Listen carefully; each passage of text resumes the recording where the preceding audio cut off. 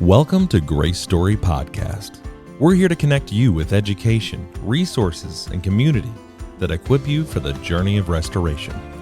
My name's Nate Davison, and I'm your host for this podcast, and I want to thank you guys for listening in, each one of you, because I was just looking at our stats online, and I know that can be boring for some people, but I like to follow it. It shows progress. And we, as of the time this will release, it should be more, but we just jumped over 1,500 downloads for the podcast itself, each episode, which is crazy to me. We just got started a few months, I guess, and we're already at 1,500 downloads. So the audience is expanding, and you guys are interacting on Instagram, you're messaging, and I love that, because this podcast is all about you. And I just feel lucky because I'm having a fun time actually helping to host and produce the podcast. I get to talk to some really interesting, really smart people, really knowledgeable. And I'm learning along with you. So thank each one of you. I want to thank each one of you for listening in and taking the time to listen to each episode. And I do listen to what you guys are saying when you direct message on Instagram. If you have an idea or feedback, you can also email me at nate@gracestoryministries.com. But this particular episode, we have on a Drew Boa, and he's from California. And I'll tell you a little bit more about him in a second, but we had somebody message on Instagram, and they were telling me that they would love to hear about sexual addiction and pornography addiction, and hear about that because of some of the experiences that they had in their life. And of course, we keep everything confidential. Definitely not going to tell you their name, but that was so powerful to me that somebody would reach out and say, hey, this and this is going on, and I'd really like help with it, or I know someone who really could use some help from it. If you can package something up, I'd have them listen to it, or I'd listen to it myself. And man, having that type of interaction just keeps me going and really sends me in a direction so I can find the content experts that are doing this and are specializing in an area to come on and speak to the GraceStory community about whatever it is. So if you have a topic that you want to hear about, please direct message us on Instagram. You can send me an email, nate@gracestoryministries.com. And the book that our guest today has written, we're going to be giving that away at the end of this podcast, and we'll tell you how to do that then, so stay tuned. And part of that is going to be, giving us some feedback on topics you'd like to hear so we can know where to go in the next 6 to 12 months. Just a quick reminder before we jump into today's content, head on over to GraceStoryMinistries.com and subscribe to our email so we can keep you informed. One of the things right now that's going on is the reopening after this pandemic for the GraceStory Ministries Conference 2020 going on in Cincinnati, Ohio. Right now, you can save 25% off of your admission price by using the promo code BRAVE. That's BRAVE. You type that in over on GraceStoryMinistries.com, and you're going to be able to save 25%. So go get on that before that goes away, and we'll be able to see you at GraceStory Conference 2020. All about Brave. And I mean, there's so many people lined up for that you're going to want to hear. Jamie Taylor, Rachel Henry, Kathy Sprinkle, Ryan Waters is going to be there. There's going to be a panel with Amber, just Amber, and she's going to be talking. Amber Jones, our president and founder. She's going to be answering your questions. So we don't know exactly what that is going to look like, because you guys are going to be delivering the questions for her to answer. So if there's something that you wanted to know, that might be worth the price of admission alone. But you think about it, all of these sessions, so it's 2 days of session after session. They're about 45 to 50 minutes long. There's a vendor section open, so that it's open the entirety of the conference, and you can go in and out whenever you please. If you need to finish something up and go into the next session. There's not going to be anybody kicking you out. But you might pay $90 to $150 for an instructor or rather a counselor to speak into your life. You're going to be getting all that for a lot less. I haven't done the math on it, but if you break it down by the hour, my goodness, the savings and the content that you're going to get by licensed professionals and instructors that are master's level or above, and storytellers who are going to speak into your life, and you're going to resonate with what they have to say, because it's going to be just who they are, and they're going to be honest, and they're going to share. So, I mean, if you haven't gone and gotten your admission ticket just yet, I encourage you to do that. Head on over to GraceStoryMinistries.com and use the promo code BRAVE to get 25% off. All right, so this content that we're about to go into, I feel like I need to let you know we're gonna get real. We're gonna talk about sex. We're gonna talk about sexual addiction, and in particular, we're gonna be talking about pornography addiction. So if there's someone in the area that you don't want them to be maybe listening in on this, or you don't want to broadcast it, maybe put those headphones on, or roll up your car window, whatever you need to do. But there's your warning for it. Just a little heads up. Our guest is Drew Boa. He is living out in California. He is the creator of Husband Material Ministries, and his whole goal is to help men and transform their lives, giving them freedom from porn addiction. So he's so authentic. You guys are going to love him. I enjoyed my conversation with him. We're going to have him back on the podcast later to break down some more of the content that he has. If you want to, we're going to put in the show notes some of the links to his videos, his content over at husbandmaterial.com.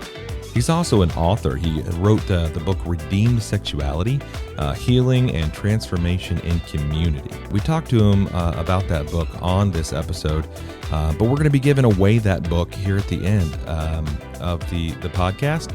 So stay tuned to this episode so that you can know exactly where to go to find out the information for that giveaway and have that resource mailed to you straight from Grace Story Ministries. I think that's about it. Taking up enough time here at the beginning. Let's jump right into the conversation I had just a little bit ago with Drew Boa.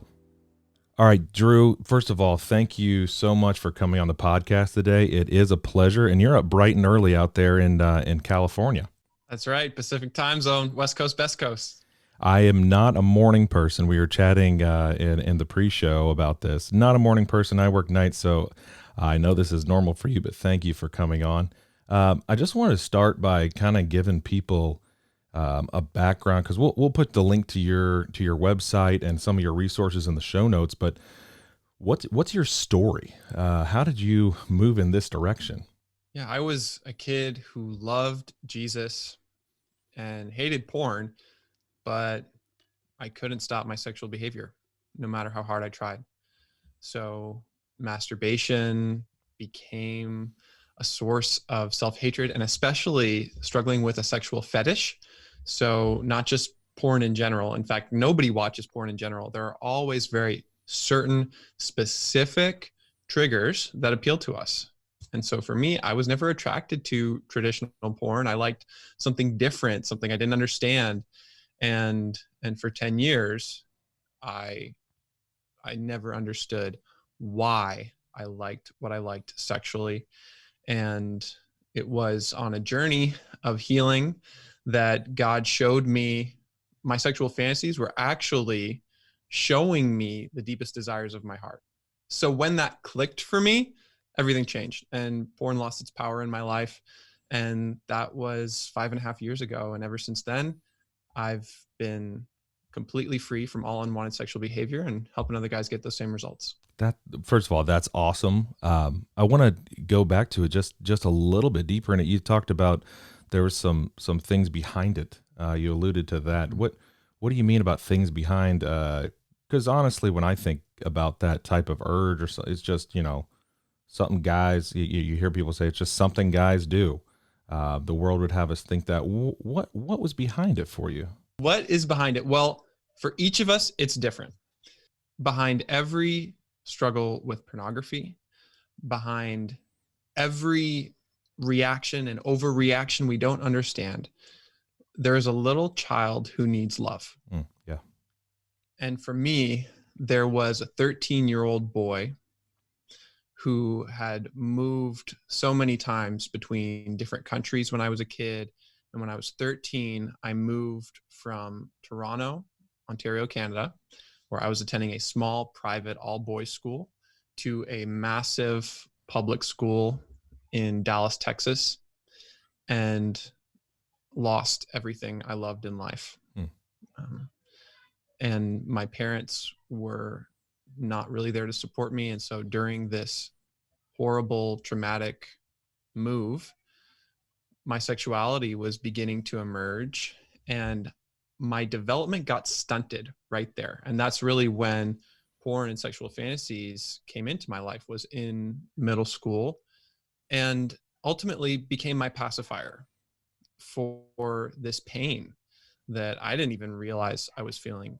I remember crying myself to sleep every night before we moved. And I remember being at school and secretly worshiping these attractive girls and being so terrified to talk to them.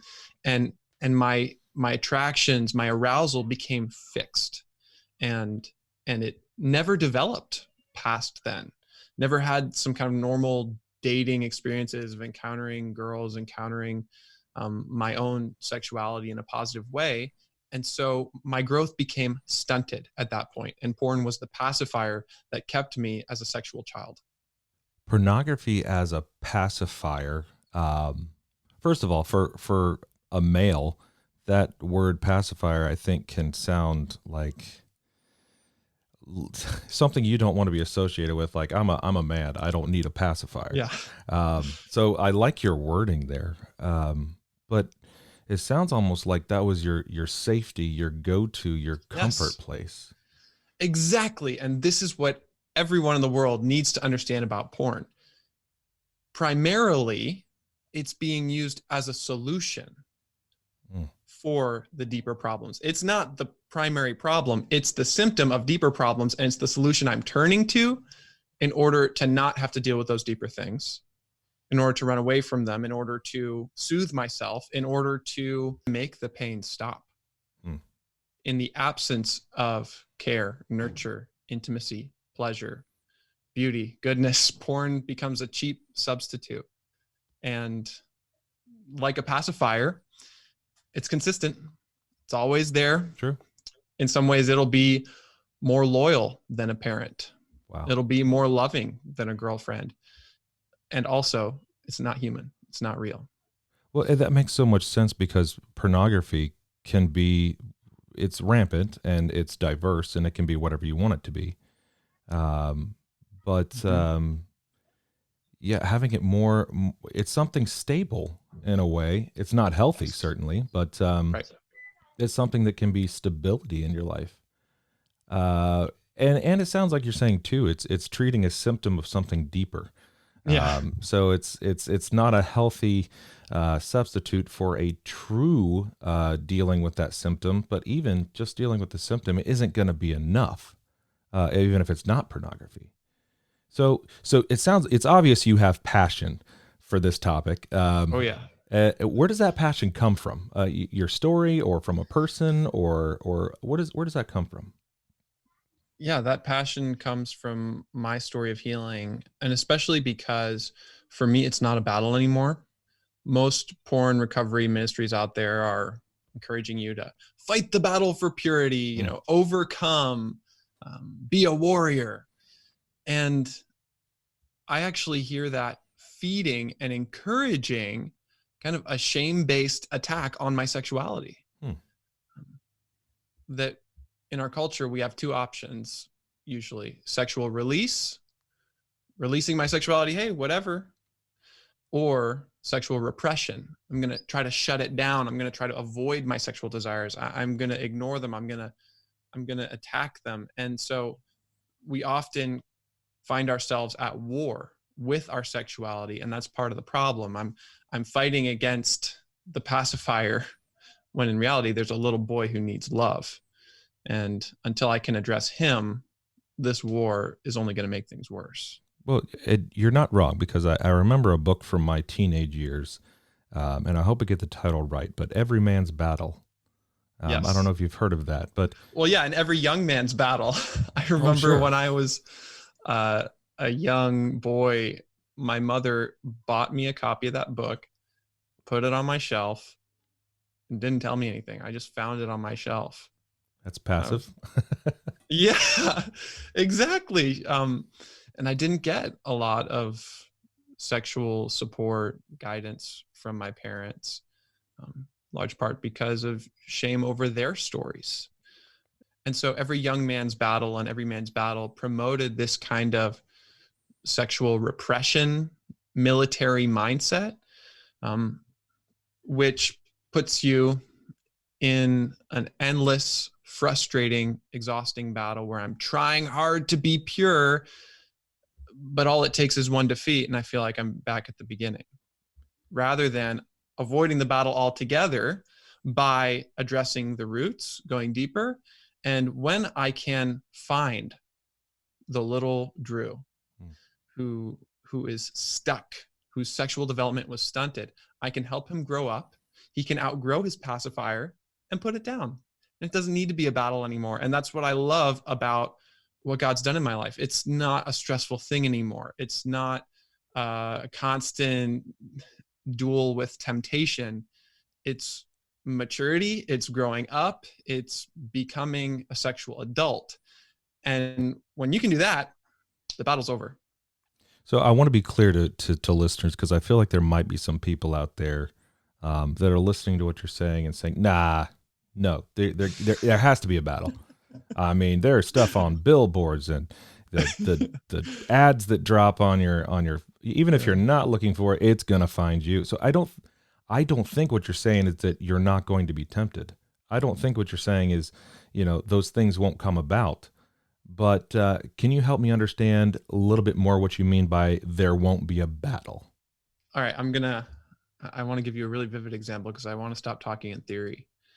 All right, I got something for you, okay? Let's say I'm at the grocery store and I come to the checkout aisle, and while I'm putting items from my cart onto the little conveyor belt, I see some magazines.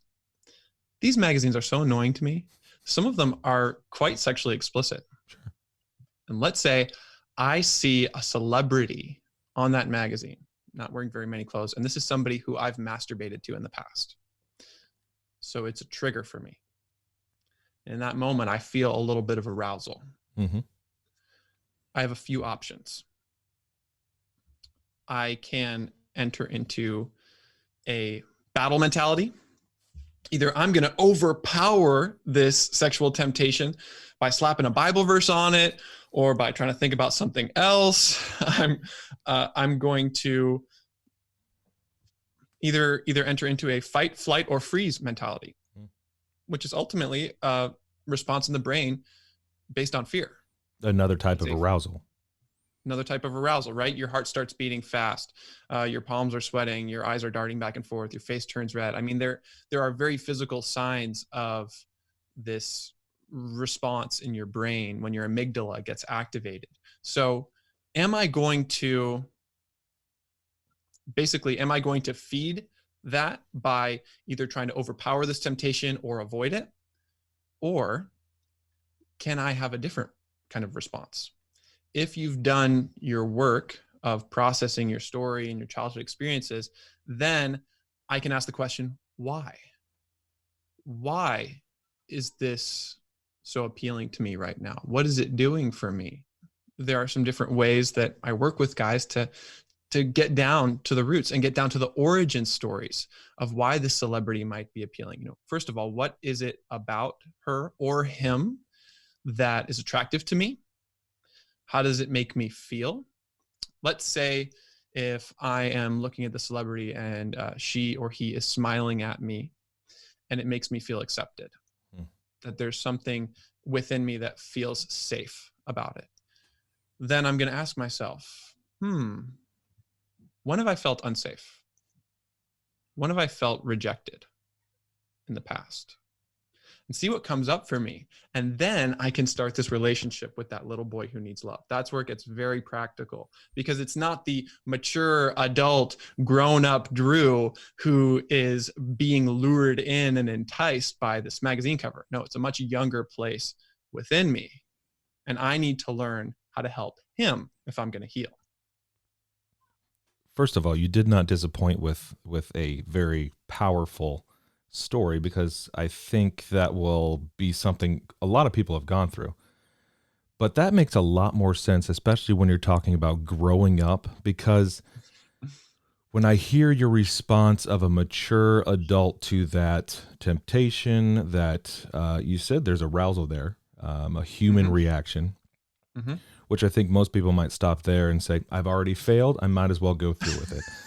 Oh my gosh. But to hear that reaction, it sounds less of a battle, and not to just put a positive spin on it, but more of looking at it as an opportunity to learn more about myself through this temptation that a darker side has thrown at me.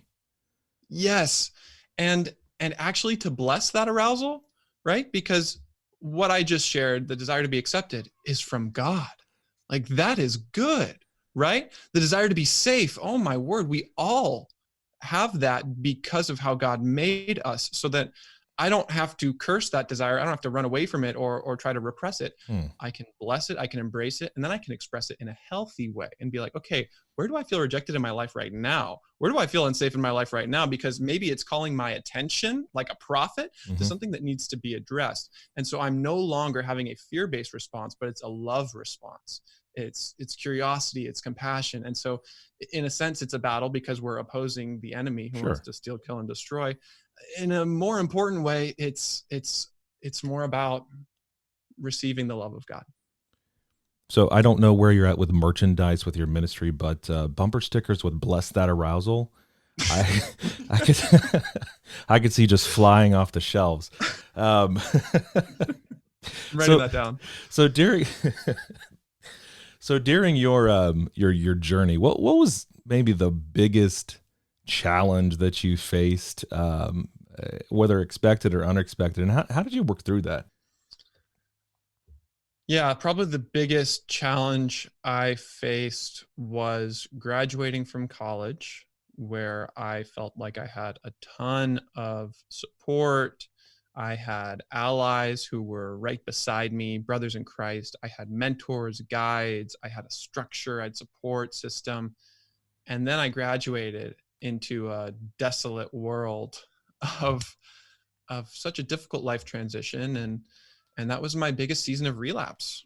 I had had freedom for over a year from porn and masturbation, and then felt like I was right back at the beginning, asking God, what happened? Like, I thought you healed me from this. I was the victory story. I was leading a ministry at that time of about 200 people. And I was the success story people were pointing to and saying, look, freedom is real. Healing is available because of Drew, or not because of me, but I'm an example of that. Right. And on the inside, I felt like I am no further along than the person who's just starting this journey. Sure, you probably felt like a fraud. Oh, totally. And second guessing everything God had done in my life.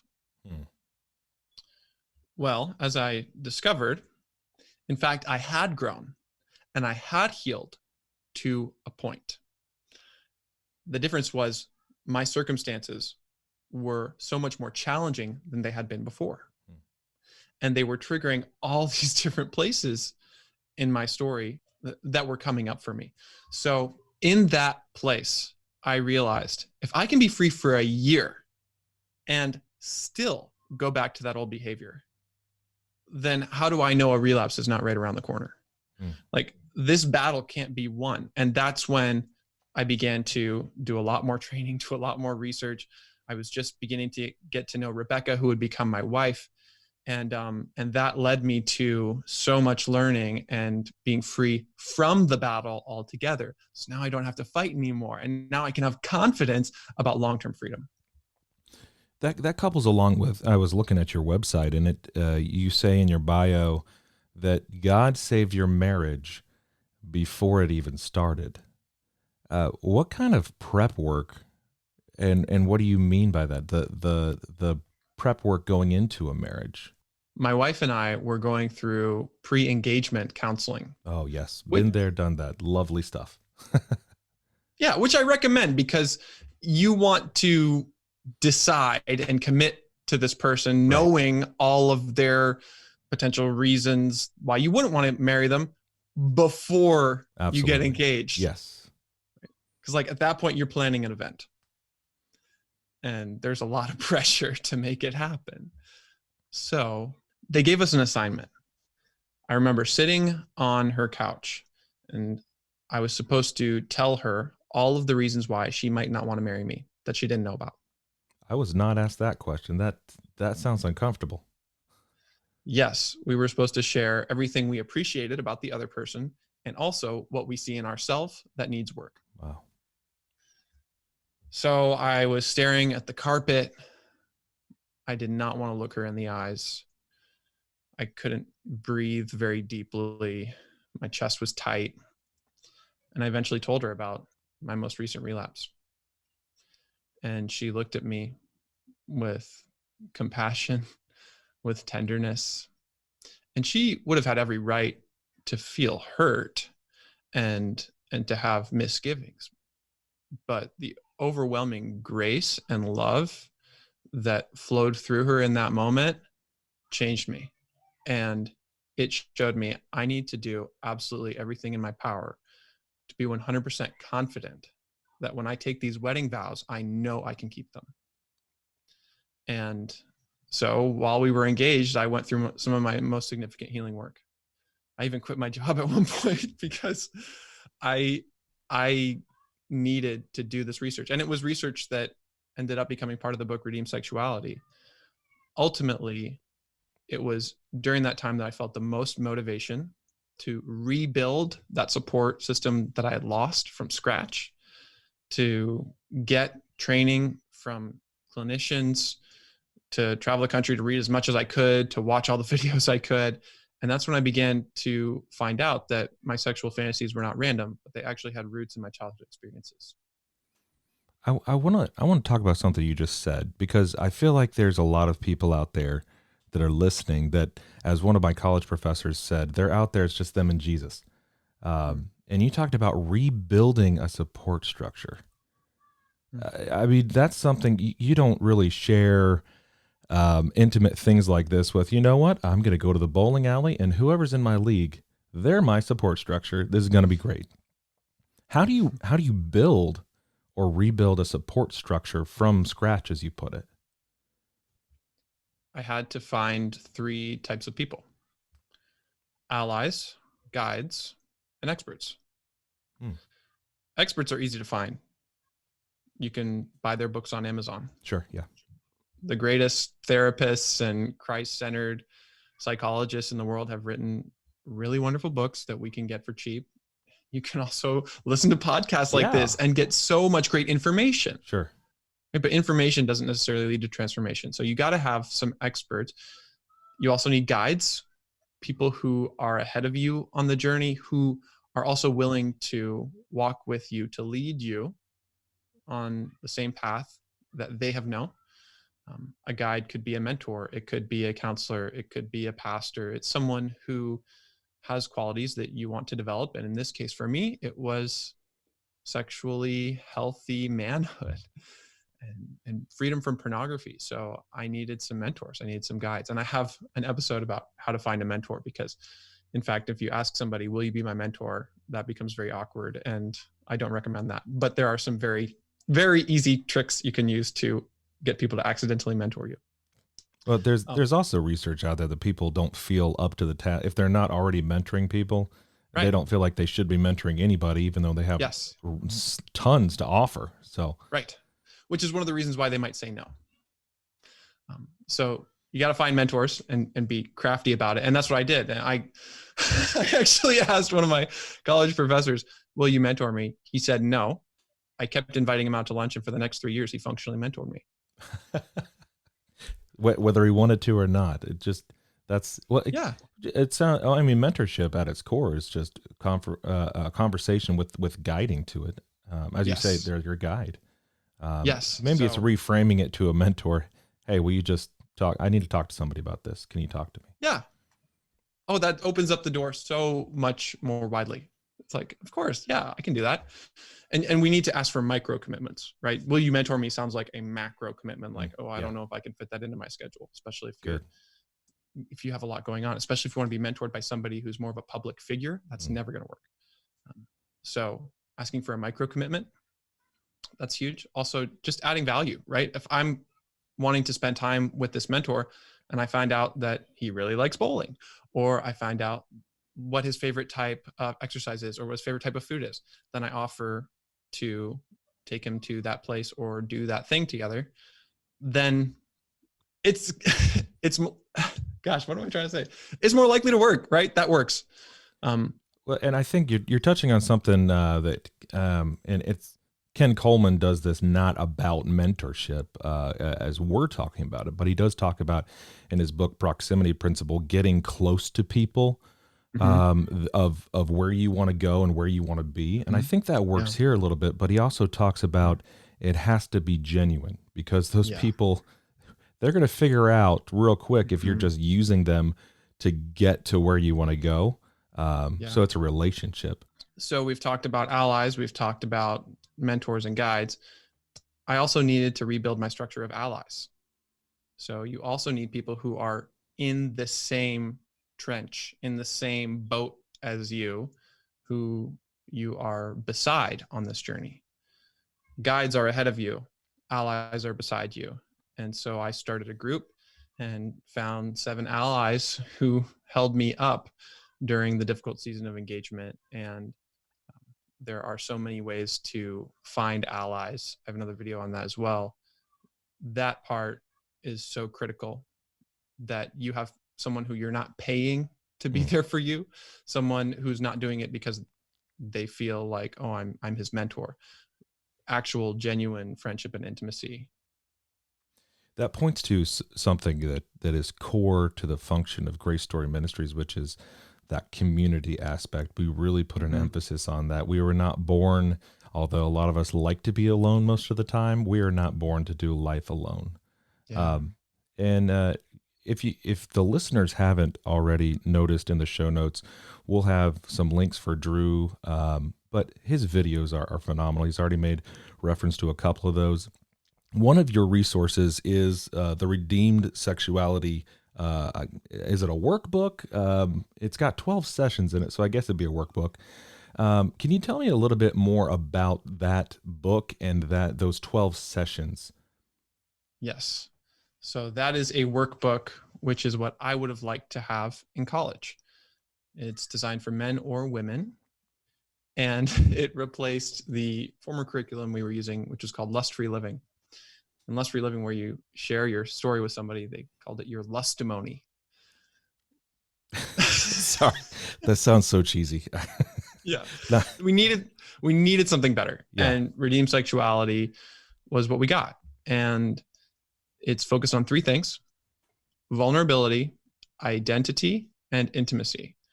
So all of the lessons, everything is focused on developing those 3 qualities of allowing us to open up to each other in vulnerability, embracing who we are in Christ, identity, and then healthy relationships, intimacy, whether we're single, dating, or married. So we kind of touched on identity earlier, and there's some podcasts from our content strategy director, Ryan Waters, that are going into those some of the 5 core issues that make us up and our behaviors.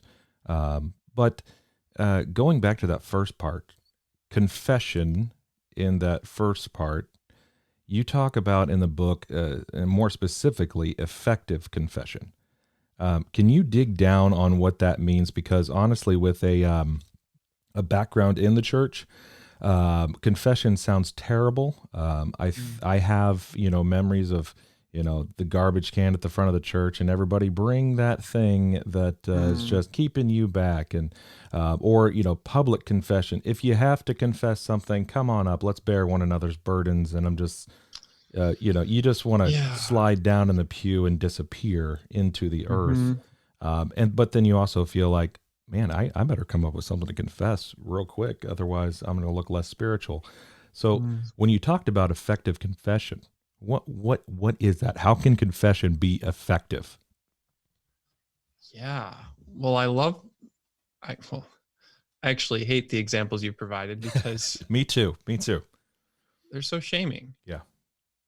And oftentimes confession can either reinforce shame and legalism, or it can fizzle out into stagnation.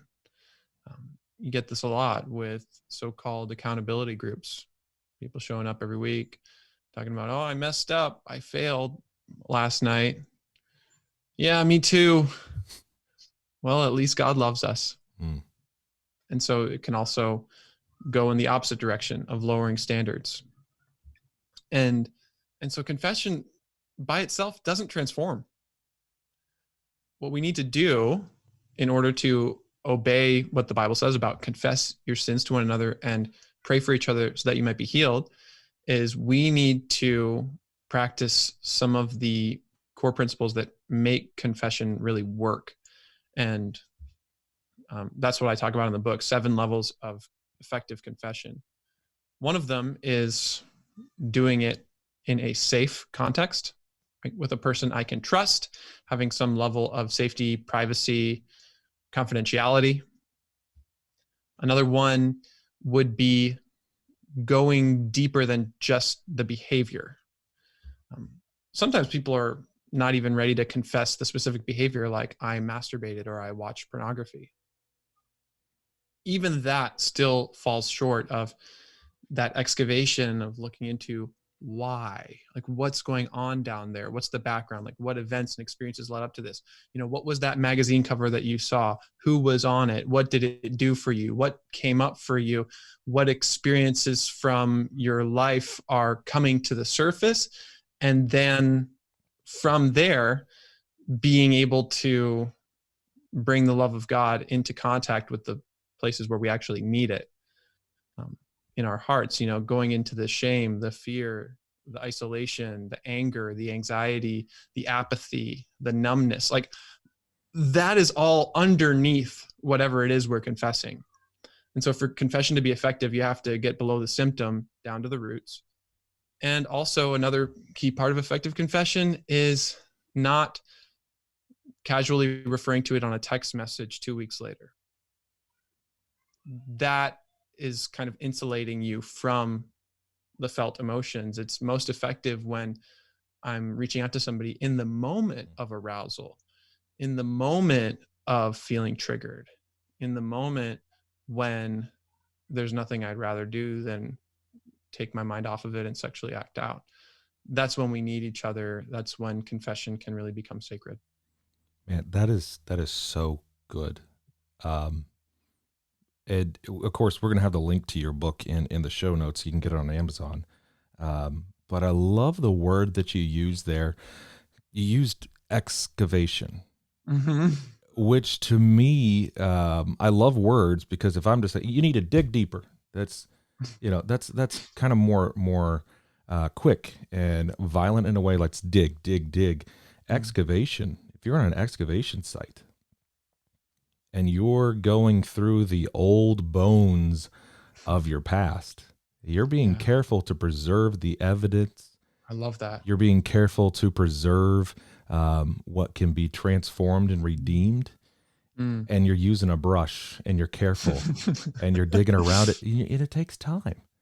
Yeah, Um, I love that. There's tenderness.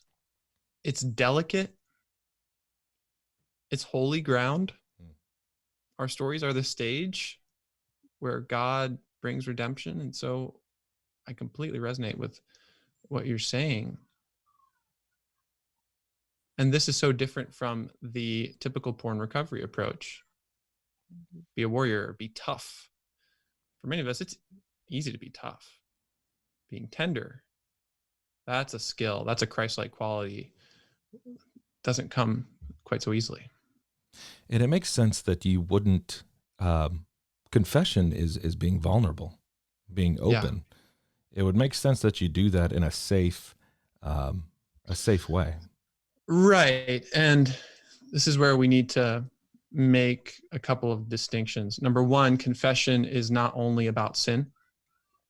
Confession can apply to almost anything. I can confess whatever's going on inside of me. I can confess emotions. I can confess weakness. I can confess temptation. Temptation's not sin.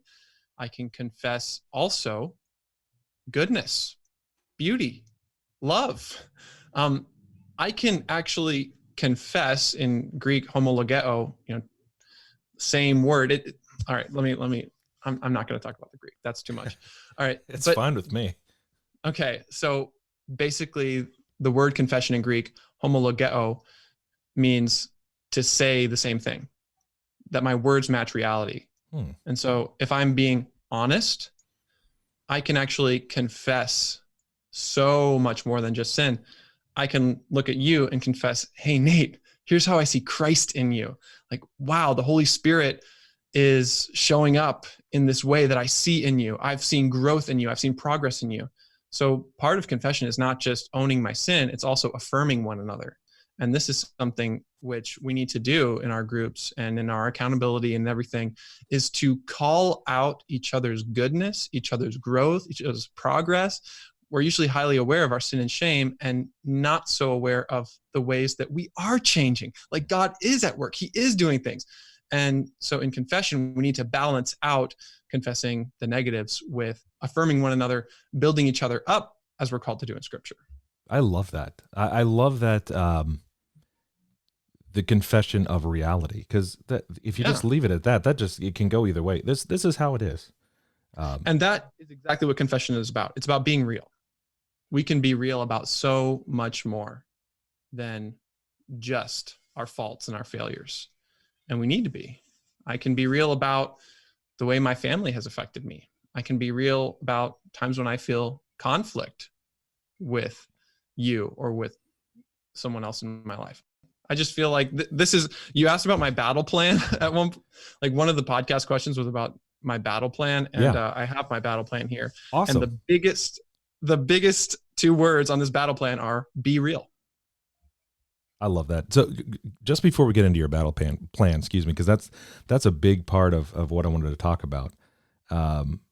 But one thing that I'm thinking as we do effective confession of our reality, good or bad, to the right people in a safe environment, I think that also opens us up to having others challenge our realities.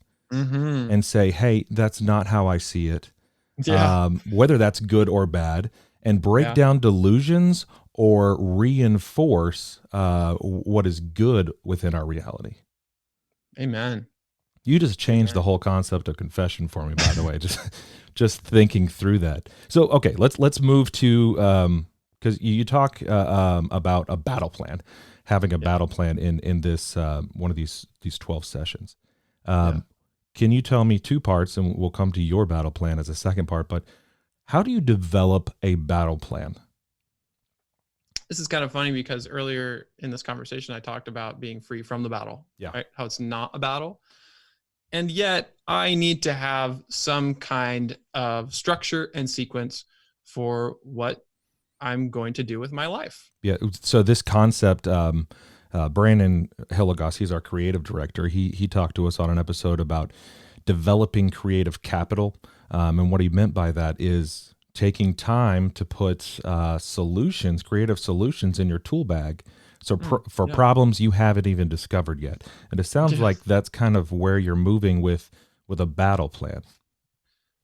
Yeah. So for me, the battle plan is not so much about being hyper vigilant and always feeling on guard.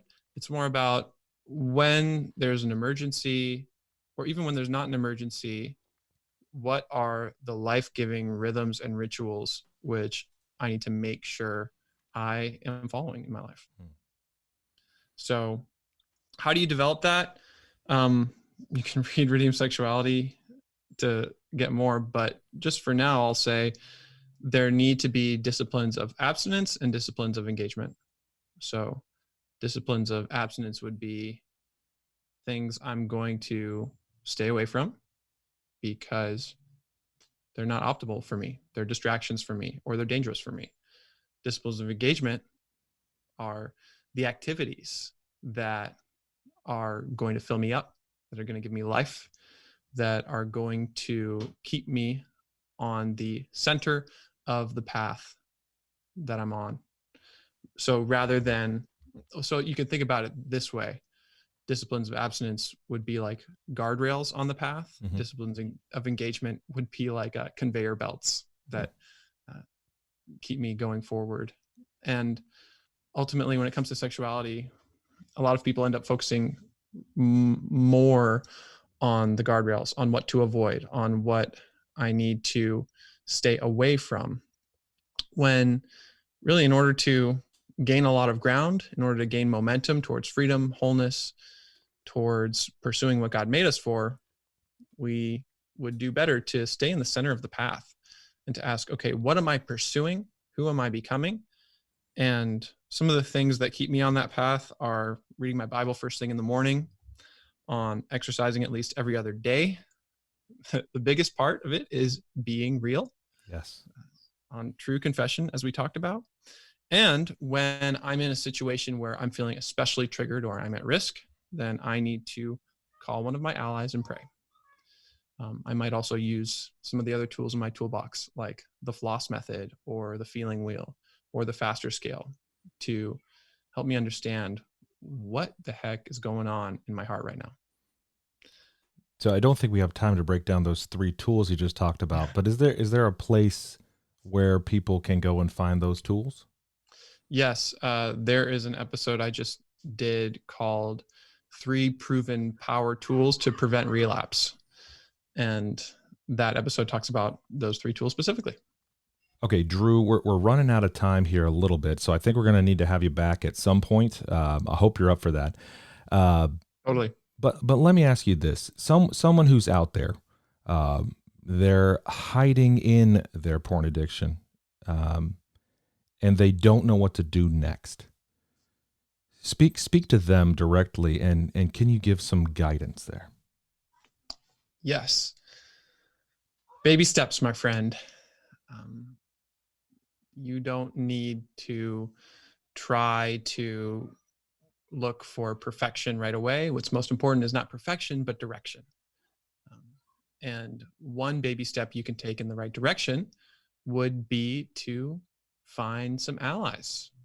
And a great way to do that would be to join the Husband Material Facebook group. This is my private group for Christian men, where I'm seeing unbelievable vulnerability and compassion between guys who have never met each other in person.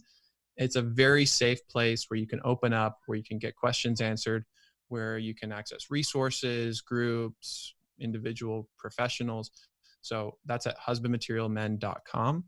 For the ladies out there, there is a really cool conference coming up called SHE, S-H-E, that's being put on by Covenant Eyes and Crystal Renaud. And it's going to be awesome. It's going to be the first ever virtual summit just for women who struggle with pornography. So I'm really excited about that event. I'm going to be promoting it on my show too. And that is coming up in early October. So if there was something, and there's been a lot of stuff to take away from this particular episode, but if there's something that you wanted to have our listeners take away from this, something that you just want them to just hang on to, remember, that could be an action or what to do next, or a concept you really want them to hang on to, from Drew, what would that be? Porn is a pacifier, and you can outgrow it if you're willing to do this deep, delicate work of excavation for the little boy or the little girl within you who's screaming for attention when you're sexually aroused. I love that. I think that's a great place to end this particular episode. But I'm looking forward to having you back on GraceStory podcast in the future. So thank you so much for being on today, Drew. You're welcome. It was really fun, Nate. And I feel like we're just getting started. So I hope so. It's been a good conversation. Okay, guys, I know that was a lot packed into one episode. We're going to have Drew back on a future episode just to unpack more of his content. If you want something in the meantime, you can go to his website, husbandmaterial.com, or hit him up on Instagram at husbandmaterialmen. And you'll be able to get more. You got the latest episode he was talking about the power tools is up over there on both his website and the Instagram account. Okay, so I said this at the beginning of the episode, and we're going to follow through on it. So if you head on over to Instagram, there's going to be the way to get into the giveaway to get a free copy of Drew's book, Redeemed Sexuality. You'll have that mailed to you, our gift to you. Just head on over to Instagram to GraceStory Podcast, all one word, and follow the instructions to get into that giveaway. No purchase necessary. Just head on over and give us a follow and follow the directions there. All right, guys, that's about all the time we have. So stay encouraged. We're going to be praying for you here at GraceStory, praying for your journey of restoration. We're all in this together, and we're all learning together. Let's just keep at it and stay encouraged. And there's more to come, not only for the ministry, but for you. And I'm glad you're a part of our community. We'll see you next time.